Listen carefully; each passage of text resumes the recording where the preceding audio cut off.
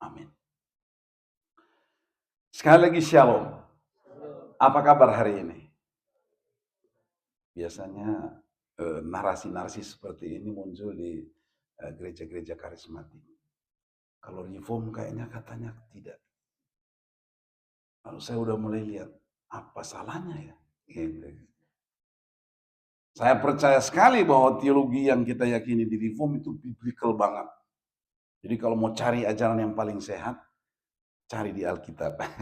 Maksudnya reform itu benar-benar menjunjung tinggi Alkitab sebagai otoritas tertinggi dan tidak ada sumber lain kecuali Alkitab untuk kita bisa menikmati makanan rohani untuk pertumbuhan iman. Kalau ada sumber-sumber lain yang diklaim untuk bisa memberikan kekuatan kita dalam iman, sumber itu pasti sumber palsu. Dan kita mau nggak mau yang palsu-palsu kan, biasanya seperti itu. Kita beli barang pun nggak mau yang palsu-palsu. Oke? Nah, kita akan melihat kebenaran firman Tuhan dalam pergumulan pemberian diri kita melayani Tuhan di bawah tema menunaikan panggilan melayani menurut pola atau model Yesus. Dari Matius pasalnya yang ke-9 ayat 35 sampai 38. Firman Tuhan ada di sini ditampilkan? Tidak, berarti saya baca di sini ya. Matius pasalnya yang ke-9 ayat 35 sampai 38. Firman Tuhan berkata begini. Demikianlah Yesus berkeliling ke semua kota dan desa. Ia mengajar dalam rumah-rumah ibadat dan memberitakan Injil kerajaan sorga serta melenyapkan segala penyakit dan kelemahan. Melihat orang banyak itu, tergeraklah hati Yesus oleh belas kasihan kepada mereka karena mereka lelah dan terlantar seperti domba yang tidak bergembala. Maka katanya kepada murid-muridnya, tuaian memang banyak, tetapi pekerja sedikit. Karena itu mintalah kepada Tuhan yang empunya tuaian, supaya ia mengirimkan pekerja untuk tuaian itu. Demikian pembacaan Alkitab, terpujilah Tuhan Yesus Kristus.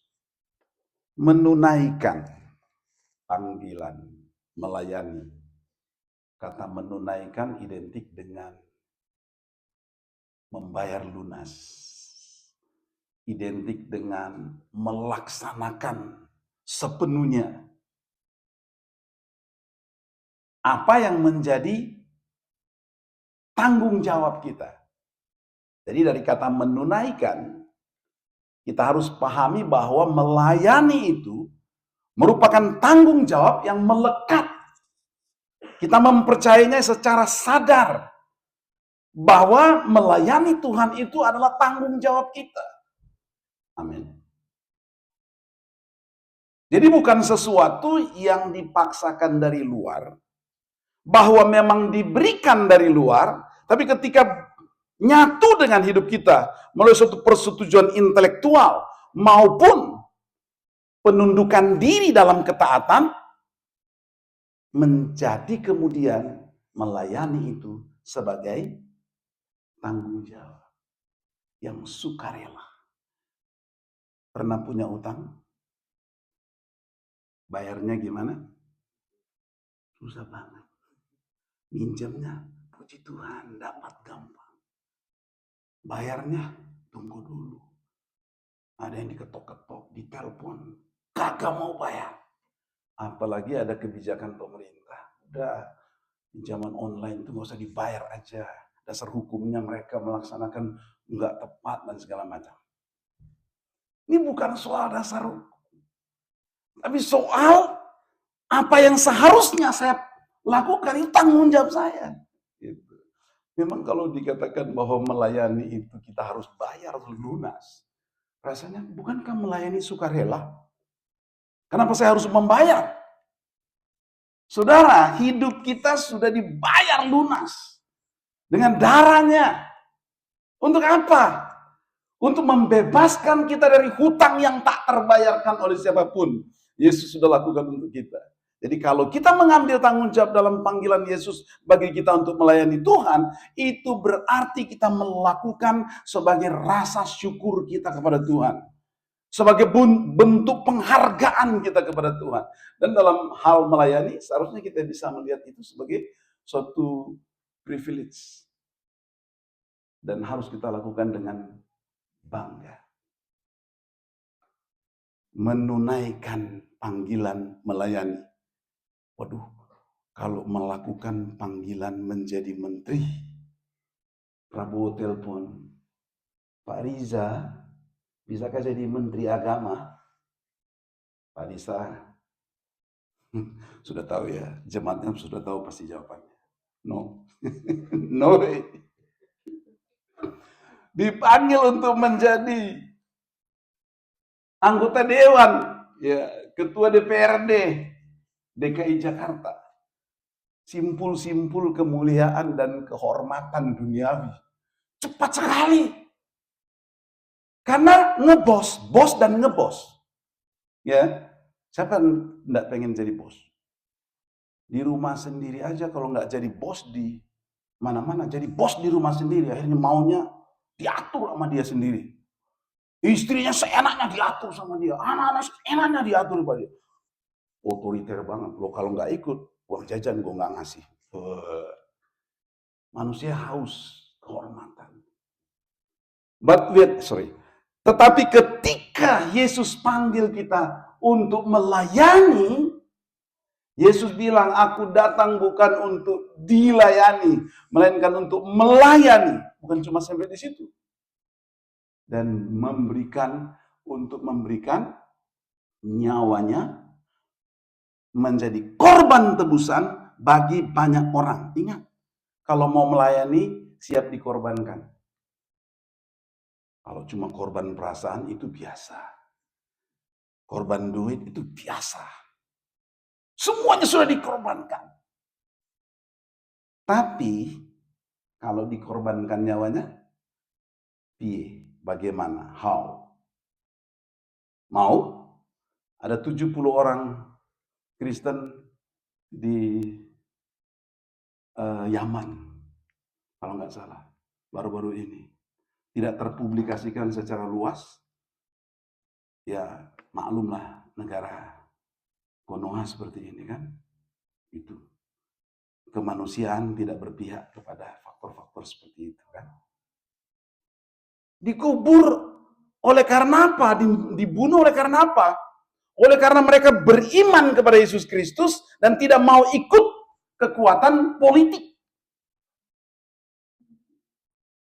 yang sedang memperlihatkan jati dirinya yang amburadul. Habis. Itu faktor politik. Tapi ada orang-orang yang masuk dalam pelayanan secara frontal di garis depan, harus berkorban dan harus dikorbankan nyawanya karena menolak untuk menyangkal imannya. Saudara yang kekasih dalam Tuhan, untuk Indonesia sih, menurut saya masih aman-aman. Ya kan, kalau ada penolakan ibadah di mana-mana, biasa. Nggak masalah, gitu kan. Belum sampai kepada penderitaan fisik untuk kematian, belum. Ya dulu berapa tahun lalu ada di Lampung, orang dibunuh hamba Tuhan dari Manado, dan kemudian ya sampai mati. Sesudah itu terjadi gempa di Lampung yang sangat dahsyat dan meluluhlantakan. Itu berapa tahun yang lalu. Dan di berbagai tempat. Ada teman saya, dia juga alumni Reform Pak Riza. Namanya saya lupa, kemarin ketemu sama dia, dia suka tulis buku. Itu dia di penjara di Padang, gara-gara memberitakan Injil. Di penjara, 2 tahun dia di penjara. Ada di grup itu orang, tapi lupa namanya. Jadi kalau mau melayani Tuhan jangan mikir enak-enak, dapat perpuluhan banyak, mentereng, Jasnya keren, mobilnya mewah. Sekarang pelayanan sudah mendapat predikat seperti itu kan? Terlebih kalau di kota-kota besar seperti Jakarta. Jadi orang bermimpi untuk menjadi hamba Tuhan. Tolong Tuhan, saya mau dipakai untuk melayani Tuhan. Karena yang terpikir ke dia adalah apa? Berapa cuan yang gue bisa dapat? Berapa terkenalnya saya? Berapa dihargainya orang saya ini? Dan seterusnya. Wah, itu keren sekali kelihatannya kalau jadi hamba Tuhan di Jakarta. Tapi coba lihat di pedalaman Nias, pedalaman Kalimantan, saya masuk di suku Dayak. Waduh, itu begitu susah. Hamba Tuhan hampir nggak ada yang mau melayani orang-orang. Mana tadi orang apa? Dayak. Fenomena pelayanan di sana memang agak sulit ya masuk ke pedalaman. Jarang orang Dayak kalau sudah datang Jakarta balik lagi. Jarang. Karena memang susah sekali di sana. Tapi kalau ada orang yang memang benar-benar mau balik ke sana, itu tidak mungkin mempertimbangkan pelayanan sebagai sesuatu terkait dengan kenyamanan dan privilege apapun atau fasilitas. Pasti dia mau tunduk pada panggilan Tuhan sekalipun susah. Kita siap nggak seperti itu? Ya kan? Melayani Tuhan nggak gampang. Karena itu ketika dikatakan menunaikan panggilan, melayani, saya mau katakan di sini tidak gampang. Saya kira kalau ditanya satu-satu di antara kita akan pikir 10 kali, mungkin 1000 kali. Ya. Jadi melayani Tuhan harus dijauhkan dari pikiran kita hal-hal yang berkaitan dengan kenyamanan, kemuliaan seperti yang dicari oleh dunia ini. Itu sebabnya menunaikan pelayanan sesuai dengan panggilan yang Tuhan berikan kepada kita harus mengikuti pola Yesus yang sudah mengumumkan dirinya tentang sikapnya mengenai kedatangan, tujuannya kedatangan dalam dunia ini. Melayani bukan untuk dilayani. Senang nggak kalau dipuji? Wah, puji Tuhan, khotbahnya bagus sekali, gitu kan? Tadi itu begitu memukau. You jadi WL tadi, you jadi liturgos tadi bagus sekali. You main musik tuh bagus sekali. Bagaimana kalau selesai itu pujian tidak datang? Sudah bagus main, sudah latihan dengan bagus. Tiba-tiba orang belum mainnya kayak gitu doang. Kayak gitu aja. Jelek sekali. Mungkin orang itu bermaksud juga bahkan memang nggak mau menghargai, memang mau memojokkan kita. Ketika itu datang, perasaanmu gimana? Perasaanmu gimana? Senang? Mana ada orang dikritik senang? Tapi kalau kita ketika menghadapi tantangan seperti itu, lalu kita manage dengan baik, dari hati yang dikuasai oleh kesadaran, ketundukan kepada firman Allah untuk melayani Tuhan, pasti kita berkata, terima kasih untuk masukannya. Praise the Lord. Minggu depan atau next time akan saya memperbaikinya. Berapa di antara kita seperti itu? Saudara kekasih dalam Tuhan, di gereja bukanlah tempat untuk mencari panggung. Melayani Tuhan bukanlah tempat, bukanlah saat di mana kita mencari nama. Kalau kita mencari panggung atau mencari nama di gereja dalam pelayanan, biasanya terjadi kerusuhan demi kerusuhan mulai dari yang kecil sampai yang besar. Akhirnya bubarlah gereja itu. Saya baru dapat update informasi mengenai sebuah gereja, kalau nggak salah si apa gitu, 3 huruf si apa church lah gitu. Oh ini kan Jakarta Reform Church berarti JRC, keren ya. Gara-gara pendetanya main duit, gara-gara pendetanya main saham, terjadilah perpecahan. Gereja itu berantakan. Tapi masih ada juga yang bertahan, cuma heran saya. Kenapa? Gitu kan. Ini bisa terjadi, saudara. Itu kelihatannya agak wajar ya, perpecahan. Tapi Perhatikan, apa yang menyebabkan? Karena ada satu anggota atau dua anggota atau lebih yang orientasi melayaninya adalah duit, bisnis, cari kemuliaan, cari nama. Kalau datang ke gereja mau dibilangin ke orang-orang, Pak Pendeta mesti bilangin kalau datang ke gereja mukanya jangan ditinggal di rumah. Kalau ditinggal di gereja pasti dia cari mukanya.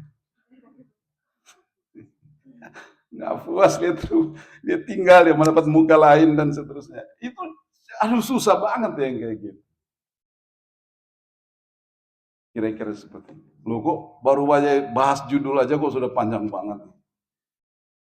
Ini ciri khas khotbah reform. Tapi tenang aja. Saya mau supaya ketika kita masuk pada substansi, kita sudah punya semacam jalan masuk untuk mengerti maksud melayani menurut pola Yesus. Paling kan kita mungkin bertanya, lah pola Yesus itu kayak gimana ya? Pola Yesus sudah ada di dalam apa yang kita baca. Saya nggak nyari di mana-mana. Ya, Alkitab adalah sumber rujukan kebenaran. Saya tidak mau campur aduk kebenaran Alkitab, kebenaran firman dengan sampah-sampah yang datang dari luar. Dengan janji-janji palsu, janji-janji manis. Akhirnya yang disampaikan itu bukan firman Tuhan, tapi sentuhan psikologis untuk meningkatkan pride dan value seseorang secara bersifat sementara. Yang disentuh adalah faktor-faktor perasaan, sehingga dia melambung tinggi, tidak pakai logika, dan ketika jatuh sakit sekali. Kalau masih bangun, itu bagus. Banyak khotbah-khotbah sekarang di gereja-gereja, saya tidak harus malu-malu ya mengatakan, sekarang itu sudah terbuka. Di YouTube juga begitu, di media-media sosial, saya lihat, aduh, menurut saya itu sampah. Tapi anehnya orang suka makan sampah. Anda pernah lihat orang gila yang suka ngais-ngais sampah? Karena nggak punya makanan. Apa yang menyebabkan dia mengais makanan di tempat sampah? Karena tidak ada sumber makanan bagi dia. Sehingga dia cari di tempat sampah. Ditemukan sisa-sisa makanan yang sudah penuh bakteri, dimakan. Apa yang menyebabkan gereja Tuhan, jemaat Tuhan, mengais-ngais sampah di mana-mana? Salah satu faktornya adalah karena gembalanya tidak memberi makan yang benar. Akibatnya kemudian kemana-mana. Jadi jangan salahkan orang ngais-ngais sampah. Harus gereja itu koreksi diri. Banyak, saya juga harus menyadari gereja kayak saya itu kan gereja tua. Memang sebetulnya gereja saya itu gereja reform. Tetapi sudah dimasuki oleh pemikiran-pemikiran teologi liberal. Yang tidak lagi percaya Alkitab firman Allah 100%. Yang tidak sepenuhnya percaya kepada keselamatan hanya ada dalam Tuhan Yesus Kristus. Dalam persidangan-persidangan gereja, saya pernah berdebat begitu lama banget, hanya membahas soal Alkitab firman Allah tanpa salah. Tapi pendeta-pendeta lain tampil dengan pemikirannya, tidak, Alkitab begitu banyak kesalahan, dia kasih bukti-bukti. Padahal dia tidak memiliki argumentasi yang tepat. Dia dipengaruhi oleh pemikiran humanis, pemikiran liberalisme, dan kemudian menyingkirkan Allah dan firman-Nya sebagai subjek, lalu digantikan dengan intelektual manusia. Itu berbahaya sekali. Saudara yang kekasih dalam Tuhan Yesus Kristus, otak ini pemberian Allah. Tapi otak ini harus tunduk kepada firman Allah. Otak ini sangat powerful loh saudara. Itu investasi terbesar yang Tuhan berikan kepada manusia. Manusia tanpa otak, robot kan? Benda mati kan? Tapi dengan dikasih otak itu istimewa banget. Kita bisa berpikir begitu rupa. Tapi itu diberikan oleh Tuhan. Karena itu kita harus menundukkan diri kepada firman Allah supaya otak ini terpergunakan secara maksimal dan tepat guna. Otak itu harus diisi dengan firman Allah. Otak itu harus menyerap kebenaran. Sebelum kebenaran diolah dalam pikiran kita, direnungkan, dihubungkan otak dengan hati kita. Sehingga menyebabkan suatu perubahan tingkah laku, memiliki karakter yang diinginkan oleh Allah, ada pada kita. Itu hanya terjadi karena apa? Serap pengetahuan dengan otak, renungkan, kata yang digunakan dalam Alkitab itu di Mazmur 1, renungkan itu siang dan malam. Kata renungkan itu, tentu Pak Risa sudah menjelaskan. Merenungkan itu, saya ambil ujungnya aja. Merenungkan itu adalah proses memindahkan kebenaran intelektual tentang kebenaran di otak kepada hati, sehingga menyebabkan perubahan tingkah laku. Dan kalau itu terus-menerus dilakukan, menjadi habit, menjadi kultur, menjadi budaya, sehingga orang Kristen dengan terus-menerus belajar firman Tuhan, merenungkan firman Tuhan, dia akan memiliki kultur Kristiani yang benar. Karakter Kristus hidup di dalam dan melalui hidupnya. Maka orang di sekitar kita akan melihat Kristus dari tingkah laku kita, dari pergaulan kita, dari penampilan kita, dari kata-kata kita, dari kasih kita, dari perbuatan kita. Orang akan menilai Kristus, melihat Kristus dalam hidup kita. Bagaimana dong kalau pola Yesus, pelayanan Yesus itu kayak gimana? Coba ayat 35. Ini pola pelayanan Yesus yang pertama. Dia menjalankan, lewat aja ini satu. Dia menjalankan pelayanan yang holistik. Menjangkau secara keseluruhan. Jadi tidak terkotak-kotak. Tidak ada pelayanan yang hanya mengedepankan satu sektor. Tetapi semua sektor yang terkait dengan penugasan Allah yang harus dikerjakan oleh gereja Tuhan, harus dikerjakan. Dan pola itu, semua sektor itu, terdistribusi dalam 3 poin penting. Apa itu? Mengajar, memberitakan Injil, menyembuhkan. Ini harus dieksplorasi tentunya ya. Nanti diperdalam, tapi saya cuma singkat saja. Mengajar itu yang dimaksud di sini tentu diperhatikan baik-baik. Yesus itu adalah firman Allah yang menjadi manusia. Amin. Dia adalah Allah sendiri. Tetapi ketika dia datang sebagai manusia, sebagai hamba Tuhan, dia melaksanakan tugas mengajar. Bukan karena dia firman yang jadi manusia, cuma ngeliat-ngeliat aja tiba-tiba orang yang dilihat langsung masuk firman Tuhan dengan dia melihat seperti di mistik-mistik. Dilihat aja, langsung masuk semua firman Tuhan. Tuhan Yesus tidak mengabaikan proses, karena dia sendiri masuk dalam proses untuk mengaktualisasikan penebusan itu. Maka orang yang menjadi miliknya harus mengikuti proses belajar. Dan Yesus tampil sebagai guru untuk mengajar.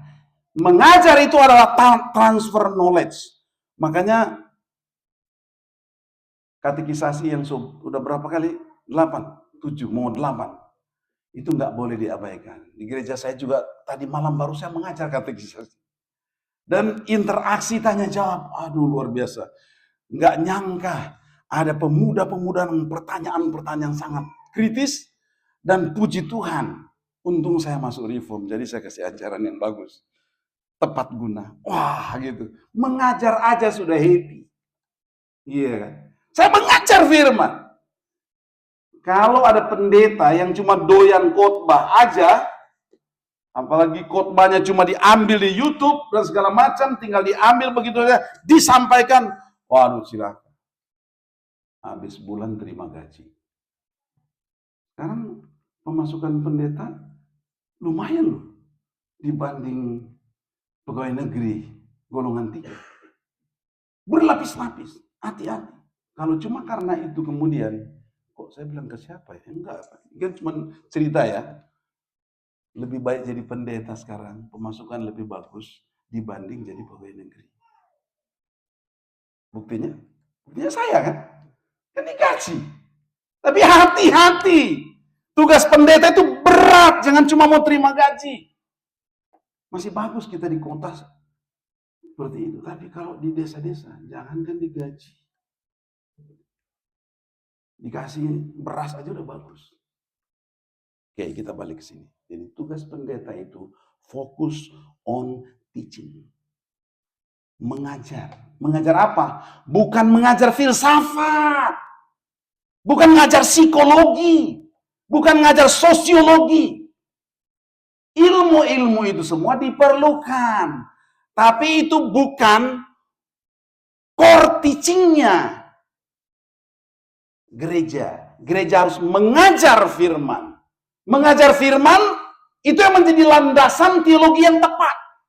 Keyakinan doktrinal yang tepat based on Bible only. Gak ada yang lain. Berbasis hanya firman Allah. Jangan curiga dulu, saya bukan enggak setuju psikologi dan sebagainya. Saya pengajar integrasi teologi dan psikologi.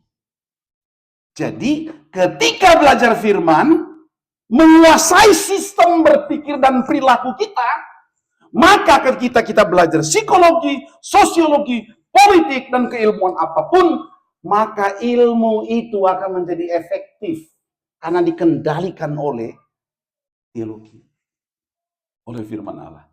Jadi gereja yang benar harus mengajar firman. Hamba Tuhan yang benar harus mengajar firman. Jangan berbohong dari mimbar. Jangan melawak dari mimbar. Lucu boleh, tapi jangan dirancang untuk melawak.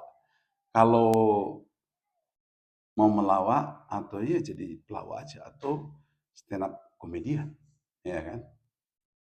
Karena pendeta-pendeta pinter juga stand up komedian, ya kan? Karena dikasih karunia untuk berkata-kata kan? Itu kan? Oke. Lalu yang kedua, memberitakan Injil. Memberitakan Injil sudah mengerucut. Firman seluruh Alkitab adalah firman Allah. Amin. Tetapi firman Allah ini akan mencapai puncak pemberitaan sesuai dengan tugas kedatangan Kristus di dunia ini kalau sampai kepada memberitakan Injil, yaitu keselamatan hanya ada dalam Yesus Kristus. Apa yang diberitakan oleh Yesus dalam Injil ya? Kerajaan Allah sudah datang. Dia sedang berbicara tentang dirinya secara implisit. Sampai kemudian terjadinya penggenapan dengan kematian dan kebangkitannya dari antara orang mati. Dan dia suruh murid-muridnya sebelum naik ke surga dan berkata, pergilah, jadikanlah semua bangsa muridku. Baptislah mereka dalam nama Bapa, Anak, dan Roh Kudus. Dan seterusnya. Lalu, dalam Lukas dikatakan, versi lain, kamu adalah saksi dari semuanya itu. Kalau namanya memberitakan sesuatu, di mana kita tidak menyaksikan atau mengalami, itu nggak mungkin, itu omong kosong.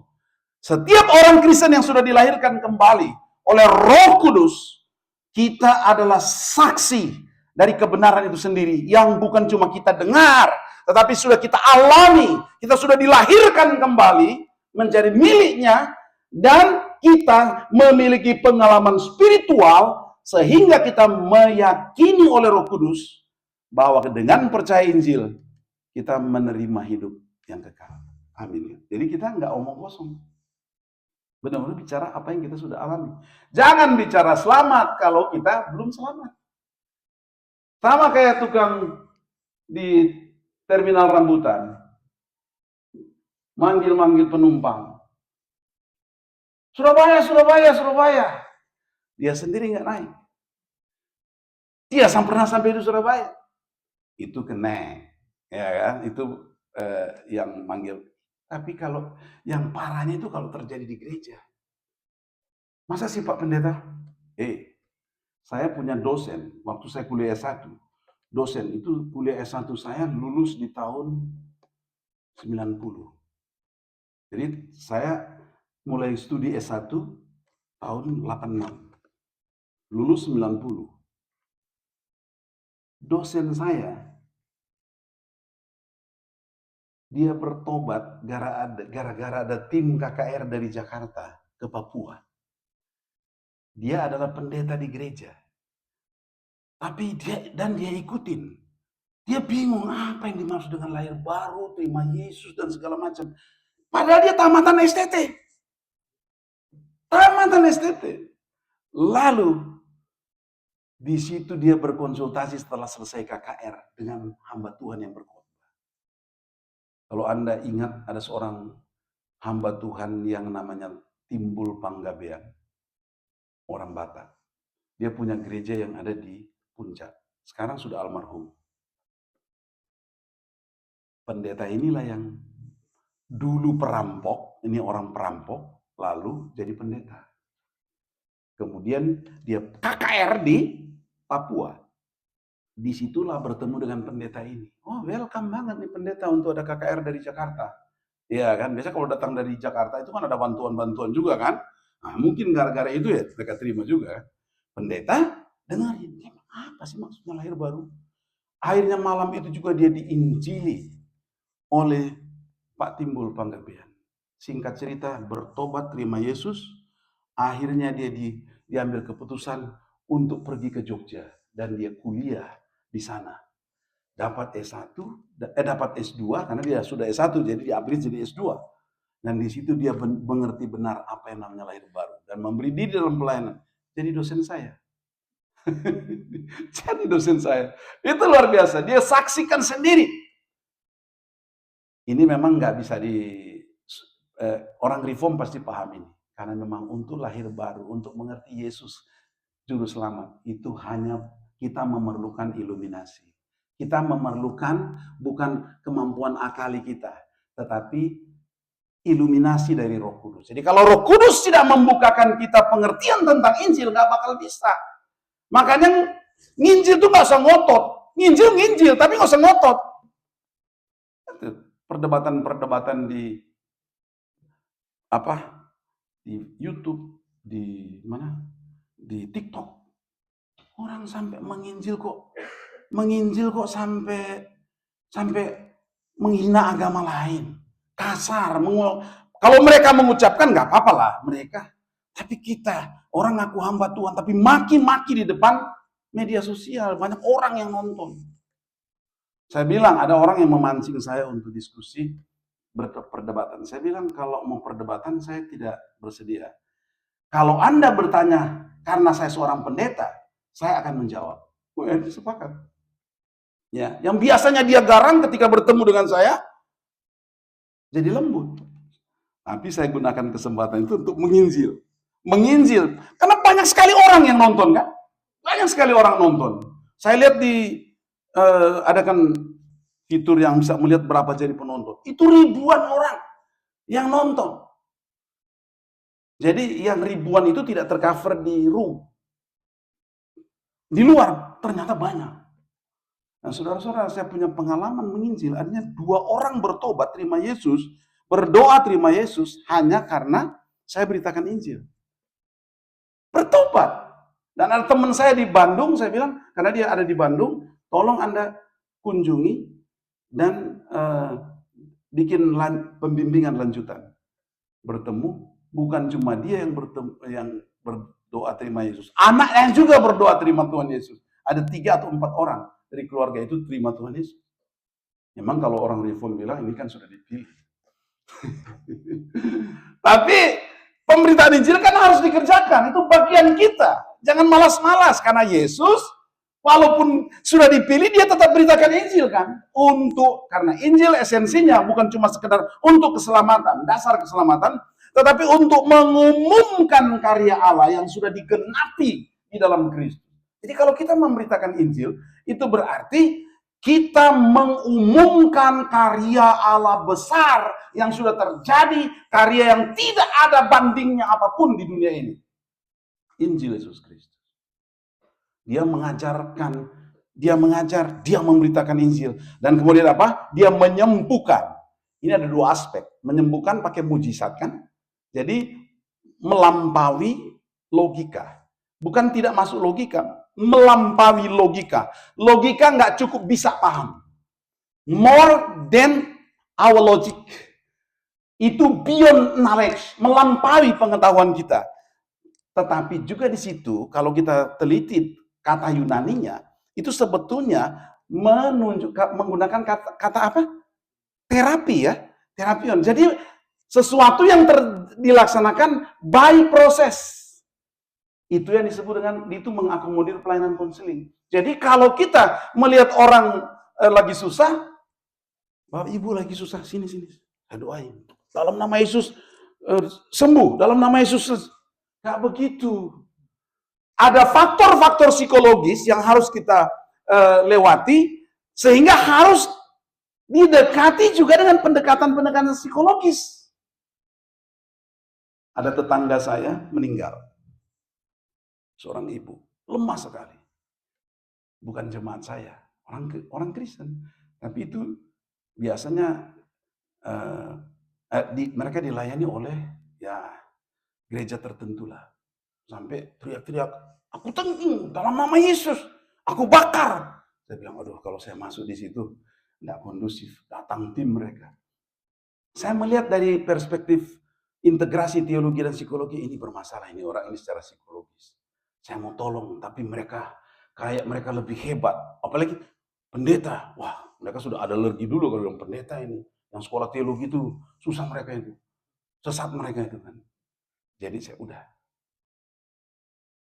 Masalah rumah tangga yang pelik, masalah ekonomi yang pelik, didekati dengan petumpang tangan dalam nama Yesus. Wow, Yesus aja masuk proses. Kok mau-maunya dia melanggar proses. Manusia yang psychological creation ini ya benar-benar harus mengikuti proses, karena kita ada dalam rangkaian alfa dan omega, rangkaian kronologi waktu dari satu titik ke titik yang lain. Sakit banget, kurang sakit, sama lama-lama sembuh. Itu proses. Jadi Yesus melalui pelayanannya ini berarti Yesus berdialog. Bukan cuma sekedar berkata, tapi Yesus menyapa. Memang tidak ditulis, tapi dari kata Yunani yang digunakan mengindikasikan itu. Bahwa Yesus memberi perhatian. Lalu saya bayangkan, saudara, pelayanan yang holistik dari Yesus ini memadukan pengajaran, penginjilan, dan konseling. Itu luar biasa banget ya. Dia lakukan itu di semua kota dan semua desa. Padahal kesempatan yang Yesus miliki untuk melayani hanya berapa? 3,5 tahun. Dan kira-kira pada waktu Yesus melaksanakan pelayanan ini, sudah di angka 1,5 tahun pelayanan Yesus. Coba bayangkan kalau Anda seorang pengusaha, ya, punya karyawan yang waktunya singkat, bekerja multidimensi, holistik, memadukan semua aspek dan dilakukan. Anda mau kasih bayar berapa gajinya? Aduh, luar biasa. Bahkan dalam pelayanan singkat menyelesaikan semua urusan perusahaan. Perusahaan multinasional yang menangani seluruh aspek di dunia ini, terutama tentang keselamatan jiwa. Dan Yesus melakukan in 3.5 years. Hanya dalam 3,5 tahun. Dan ketika dia berkata, sudah selesai, tetelestai. Apa artinya? Kerjaannya tuntas. Kerjaannya nggak ada yang tertinggal. Beda dengan kita yang suka tunda-tunda waktu. Beda dengan kita yang suka molor-molor. Beda dengan kita yang melakukan yang nggak perlu. Yesus dalam pelayanan holistiknya melakukan semua yang perlu saja secara ketat. Nggak ada waktu untuk berleha-leha. Dia menjadi sosok pribadi yang sangat efektif dan efisien dalam pelayanan, dalam penugasan. Wah, saya kalau khotbah begini, khotbahin diri saya juga. Iya, benar. Apakah saya seperti itu? I have to try. Harus. Nggak ada pilihan lain. Ya, kalau menyimpang sedikit, balik. Menyimpang sedikit, balik. Ya, karena Yesus adalah rujukan kita. Jadi perhatikan, pelayanan Yesus luar biasa banget. Next. Ini harusnya dibikin jadi 10 slide sendiri, cuma begitu aja. Oke. Nah, kita melihat yang kedua, dalam ayat 36.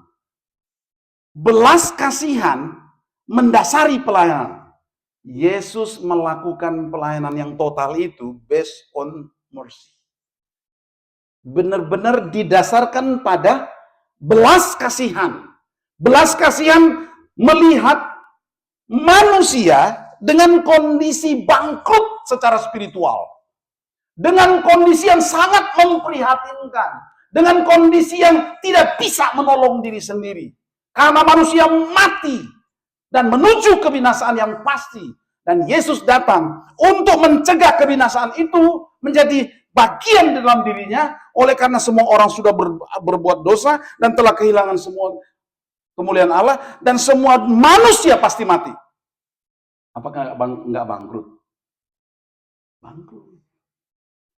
Kagak ada yang bisa nolong. Tapi Yesus datang dengan belas kasihan. Yesus bilang apa? Tergelaklah hati, di situ tergelaklah hati Yesus oleh belas kasihan.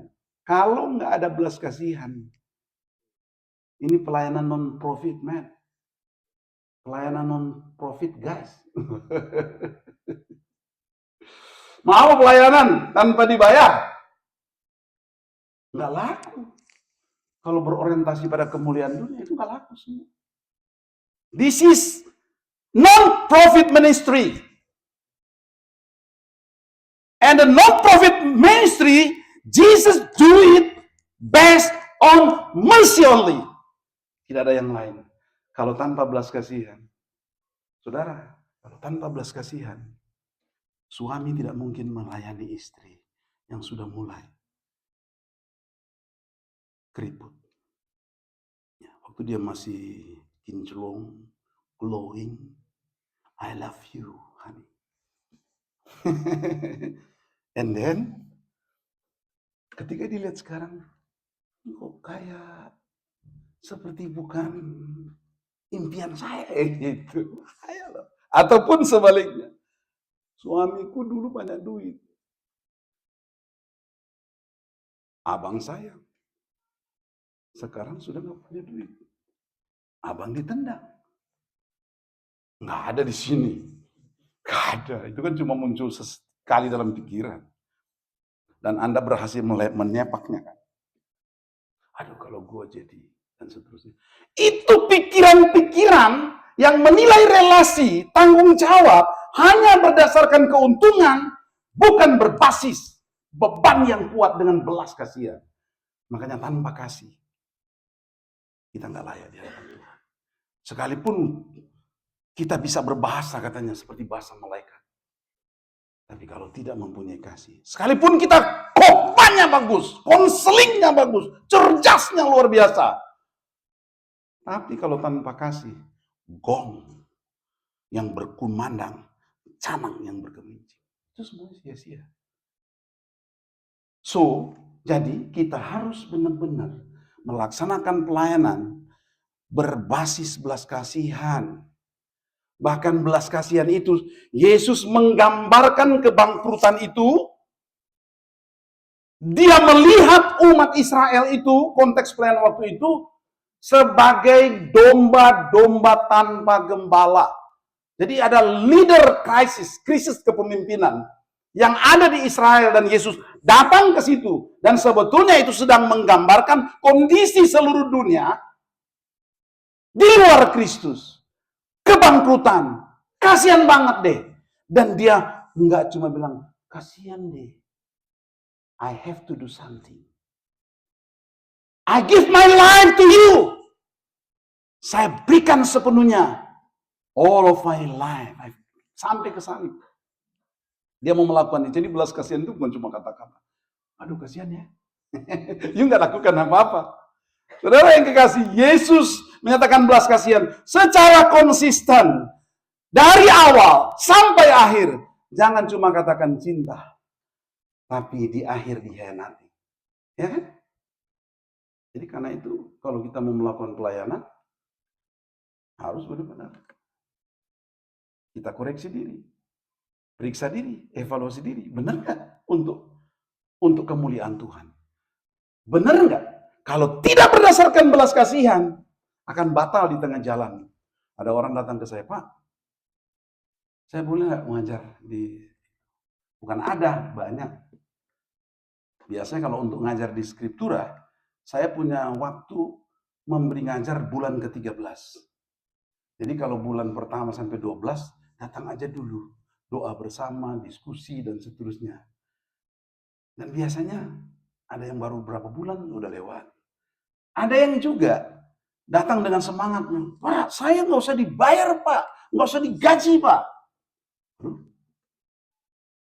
Saya nggak langsung nyambut dengan sukacita. Karena Tuhan Yesus bilang, hamba Tuhan juga harus makan dari pelayanan. Iya kan?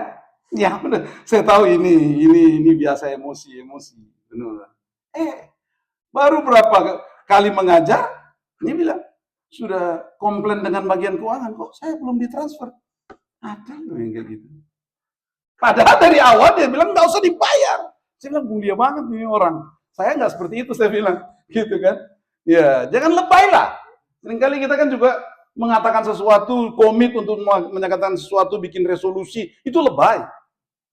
Tahu lebay? Ya lebay. Dan kemudian apa? Dia mengatakan apa? Tanpa gembala berarti apa? Kalau domba tanpa gembala itu apa, Pak? Mati. Nggak bisa hidup sendiri domba. Dan parahnya domba itu, dia itu kan nggak bisa ngalahin singa kan? Tapi singa pun dilawan sama domba. Jadi kalau domba lihat singa, dia nggak lari. Domba datang menghadap singa, dan itu artinya bunuh diri. Begitu banyak jemaat tanpa gembala. Dan dia hantam di dunia ini dengan berbagai macam tantangan. Lewat. Habis. Karena itu gembala yang benar, hamba Tuhan yang benar harus memperhatikan domba-dombanya. Tantangan ya untuk gereja agar melayani dengan kasih sayang dan harus menyiapkan leader yang bertanggung jawab. Leader yang komprehensif, yang paham kebenaran, yang total melayani dengan belas kasihan, leader yang jadi berkat. Next. Nah, ini tantangan pelayanan pekerjaan Tuhan yang diperlihatkan oleh Yesus. Itu Yesus mampu melihat tantangan itu sebagai opportunity, sebagai kesempatan. Lalu dia menggambarkan tantangan itu untuk diselesaikan. Cara menyelesaikan adalah dia mendeskripsikan kondisi lapangan. Tuayan memang banyak, pekerja sedikit. Tuayan memang banyak, tapi pekerja sedikit. Seorang leader harus mampu membaca situasi kondisi lapangan, target pelayanan, dan deskripsikan itu setidaknya dalam narasi singkat dan dirapatkan, didiskusikan dengan tim. Ini loh kondisi pelayanan di Jakarta sekarang ini. Ini Jakarta Reformed Church, ini kondisi loh. Kita dengar bagaimana anak-anak muda yang kita mau segmen mana kita mau anak muda atau seluruhnya. Gereja layaknya harusnya seluruhnya kan. Apa yang diperlukan? Oh ini seterusnya. Maka gereja, manajemennya itu kan bekerja untuk memetakan masalah-masalah. Lalu didekati dengan cara-cara yang tepat. Berdiskusi dengan tim. Nah di situ berarti kesempatan juga untuk membangun tim yang kuat. Untuk memetakan pelayanan, tantangan ke depan bukan ancaman, tapi menjadi kesempatan. Untuk memajukan Jakarta Reformed Church. Wow, dahsyat itu. Lalu Dunia yang haus akan kebenaran itu adalah gambaran dari tuayan memang banyak itu. Itu kata lain daripada tuayan memang banyak, itu dunia ini haus akan kebenaran. Mau jadi hamba Tuhan, mau jadi pelayan Tuhan, harus mampu melihat bahwa dunia ini dan semua orang di dunia ini haus akan kebenaran. Walaupun dia pengusaha besar, Pak. Walaupun dia mentereng orangnya, walaupun dia orang terkenal, jangan kita kemudian tidak melihat kebutuhan yang terdalam gara-gara penampilan luarnya artis. Seorang pengusaha besar, apalagi kalau sudah datang di gereja, dia langsung memberi tempat yang terhormat tanpa melihat dia memerlukan pertolongan. Seringkali pendeta yang membuat pengusaha itu rusak. Gara-gara pendeta itu cuma fokus sampai melihat kepada apa yang bisa dia berikan untuk pelayanan ini. Tapi bukan apa yang harus saya berikan untuk menjawab kebangkrutan rohanimu. Anda duduk di situ berdasi, berjas dan segala macam. Tapi jiwamu bangkrut. Rohanimu hancur. I have to bring you to Jesus. I have to bring gospel to you. Dan gospel itu akan bekerja di dalam diri orang untuk selamat. Kalau sudah sampai di situ, oh bagus sekali. Pak Tom pernah kasih contoh di kuliah. Dia bilang begini, gereja yang berhasil adalah gereja yang penuh respek satu dengan yang lain. Tidak menuntut respek, tapi memberi respek. Satu waktu pas datang kebaktiannya, sudah penuh. Pak Tom lagi khotbah sudah sebelum mulai ibadah sudah penuh. Sampai anak-anak muda pun duduk di tangga. Dan tidak ada kebagian tempat. Datanglah pengusaha besar. Pada waktu datang pengusaha besar, tapi anggota jemaat. Orang tuanya. Tapi dia orang tua ini tidak mau datang ke kursi orang muda dan berkata, geser dong, saya mau duduk. Tidak, dia nggak melakukan, dia tetap berdiri aja. Karena memang ada tempat. Tapi anak muda, ada anak muda yang lihat, oh, si bapak itu. Dia langsung datang, Pak, silakan duduk. Orang tua tidak menuntut hak untuk dihormati. Tapi anak muda tahu menghormati. Dua kombinasi ini ada dalam gereja yang sehat. Tapi kalau di gereja yang di mana orang cari hormat satu dengan yang lain, bukan menghormati, bukan memberikan prioritas, itu tanda-tanda Injil itu. Bukan Injil yang diberitakan, bukan Injil yang benar, tapi Injil yang sudah didaur ulang. Sama seperti Pertamina yang sedang bermasalah karena dioplos. Tidak sedikit kebenaran yang kita miliki sekarang itu sudah palsu karena sudah dioplos dan mengakibatkan kerusakan dalam jiwa dan rohani manusia.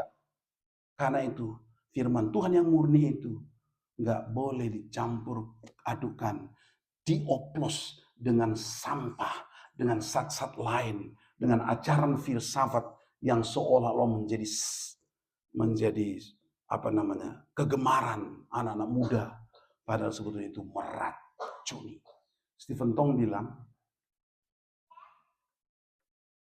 sumber segala kesesatan di dunia ini adalah filsafat. Kaget dong saya, karena dia pengajar filsafat. Pak, kenapa Bapak mengajar filsafat? Saya mengajar filsafat dan menguasai filsafat. Bukan untuk menjadi seorang filsuf, tetapi untuk memahami pikiran orang dengan gampang. Jadi, makanya berlaku, kadang-kadang kita baru diskusi 5 menit, saya udah tahu ini orang ini siapa. Karena belajar. Tapi bukan untuk menghakimi, tapi untuk mengetahui apa yang harus saya berikan kepadanya. Bukan apa yang dia harus berikan kepada saya. Itu penting bagi kita dalam pelayanan. Jadi Yesus ini benar-benar memanage kondisi lapangan, fakta-fakta lapangan menjadi suatu kesempatan untuk dia lakukan apa yang seharusnya dilakukan.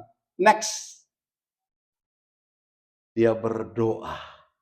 Ketika sudah disimpulkan semua yang dia pikirkan tentang kondisi lapangan, dia ini adalah Allah yang jadi manusia. Tapi dalam kondisi sebagai manusia, dia adalah pendoa. Dia selalu berdoa. Berapa kali kita berdoa dalam satu hari? Apakah kita datang hari ini di gereja sudah berdoa? Doa itu adalah pengajaran inti Yesus untuk menjalankan kehidupan yang bersesuaian dengan kehendak Allah. Karena di dalam doa itu kita memberi ruang kepada Allah seluas-luasnya untuk mengatur kita. Tapi kalau kita tidak berdoa, kita menutup ruang serapat-rapatnya bagi Allah. Sehingga yang bekerja hanya logika kita dalam kebodohan kita. Dan bukan firman Allah yang masuk menembus nurani yang terdalam. Doa sebagai langkah awal. Start from praying. When we pray, kita membuka kesempatan bagi Tuhan bekerja seluas-luasnya melalui hidup kita. Dan dia bilang, berdoa kepada siapa? Ingat, pelayanan itu milik siapa? Milik Tuhan, bukan milik pendeta, bukan milik hamba Tuhan, bukan milik kita. Tuayan memang banyak tapi pekerja sedikit, lalu doa supaya Tuhan pemilik tuayan itu, Allah, memberikan pekerja untuk tuayan itu. Jadi luar biasa. Menyiapkan pelayan hamba Tuhan di STT itu tanggung jawab yang luar biasa. Tahukah Anda, orang-orang yang masuk STT itu adalah akumulasi dari doa-doa hamba Tuhan, orang-orang percaya, supaya mengirimkan pelayan, penuai bagi domba yang tersesat, bagi ladang yang sudah menguning, siap untuk dituai. Saudara kekasih dalam Tuhan, di sini juga mengajarkan kita tentang integrasi spiritual antara orang yang tidak kita kenal dengan orang-orang yang kita kenal, yang dekat dan atau jauh, yang kita ketahui atau tidak ketahui. Ternyata doa itu merupakan sinyal-sinyal yang tidak terputus, sambung satu dengan yang lain, sinyal secara spiritual, dan membentuk sesuatu seperti yang kita sekarang ini ada. HP. Mewujud dengan ada orang-orang yang melayani Tuhan, yang memberi diri untuk melayani Tuhan, yang benar-benar komit untuk mempersembahkan yang terbaik bagi Tuhan. Saya suka berdoa begini, Tuhan, karena saya melayani, membuka pelayanan STT Skriptura di Depok di tahun 2004. Saya sudah buka pelayanan di sana 2004. Saya bilang begini sama Tuhan, Tuhan, kalau ada orang yang mungkin sudah meninggal, berdoa untuk kota Depok, dan belum terjawab sampai hari ini, saya bersedia untuk menjadi jawaban. Dipakai oleh Tuhan untuk menjadi jawaban dari doa itu. Akhirnya Tuhan tolong kita mendirikan STT di sana. Waktu saya bilang sama Pak Yakub, Pak, saya mau dirikan STT. Kata Pak Yakub, apa kau bisa? Gitu. Saya bilang, ya nggak tahu juga sih. Ya kan kalau di depan dosen kita nggak boleh berargumentasi. Itu kan melumpuhkan. Ya nggak tahu juga Pak. Itu kan jawaban yang sepertinya asalan tapi punya makna. Gitu kan. Nggak tahu juga. Kalau saya bilang, oh bisa Pak. Oh, dia bisa, apa ya? Nah gitu kan. Oh nggak bisa juga Pak. Akhirnya dengan berdiri STT ini, Pak Yakub datang ke sana. Teman-teman Reform datang ke sana. Kebetulan saya satu kelas waktu itu dengan Pak James Riyadi. Pak James Riyadi juga datang ke sana. Para dosen datang ke sana. Pengusaha-pengusaha datang ke sana. Coba perhatikan. Saya mau menjadi jawaban atas doa-doa orang untuk Kota Depok. Even for Indonesia. Maka visi kami di Skriptura, kebenaran Kristus memenuhi Indonesia di segala bidang. Meliputi kebenaran umum ataupun pelayanan kebenaran khusus, penyataan umum dan penyataan khusus. Indonesia, you tahu nggak? Indonesia ini saya yakini didirikan karena Tuhan. Amin. Dan kebijakan publik pertama yang dilahirkan di negeri ini adalah kebijakan publik yang disuplai dengan kebenaran Tuhan. Pancasila. Cuma mana ada Pancasila, ada poin Pancasila yang tidak berdasarkan firman Tuhan? Adakah dasar Undang-Undang 45 yang tidak berdasarkan firman Tuhan? Semuanya digali dari sana. Dari mana? Dari pikiran Max Weber, etika Protestan.